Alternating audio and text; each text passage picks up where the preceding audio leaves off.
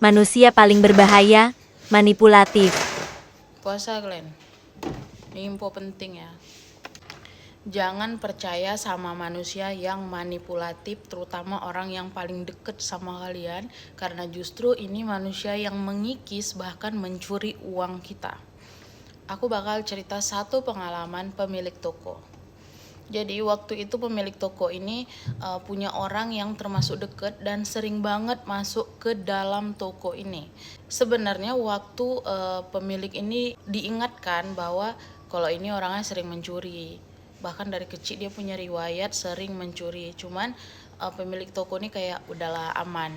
Artinya gini, mau diusir juga nggak enak, tapi dia ngerasa walaupun dia bisa mencuri tapi aku bisa kontrol. Itu mindset yang ada pada pemilik toko ini. Dan pada akhirnya ada beberapa kali pemilik toko ini ninggalin tokonya sama orang yang kerja di tokonya. Artinya ninggalin bukan sengaja ninggalin, cuman karena udah sesak kali BAB, sesak kencing, dia harus pulang karena di toko ini tidak ada kamar mandi sama sekali. Dan di situ dompet emang tinggal, gitu kan? Dompet emang tinggal.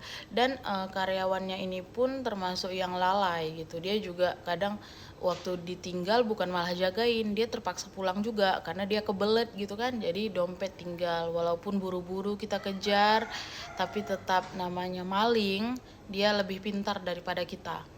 Terus singkat cerita, setiap harinya pemilik toko ini hitung uang dan dia sadar kalau uang itu memang gak ada lagi gitu, kayak selalu berkurang 1.500.000. Tapi setiap kali dia sadar uang itu kurang, dia kayak oh mungkin pengeluaran. Tapi dalam hati kecil dia itu bilang, pengeluaran apa yang satu hari itu sampai 1.500.000, sementara yang dia makan juga telur sambal, ikan sambal, nggak sampai 500.000 gitu kan. Tapi dia selalu kayak menyangkal diri dia sendiri. Kalau kita bilang ini udah masuk ranah mistis juga sih menurut aku, kayak hipnotis ataupun kayak ada jamuannya atau apa nggak tahu, percaya nggak percaya, tapi emang yang kayak gitu tuh ada. Terus setelah itu tiba-tiba ini manusia pergi gitu kan, pergi dari daerah ini. Dan setelah dia pergi, pemilik toko ini langsung sadar kalau uang yang udah hilang itu sekitar 6 juta lebih.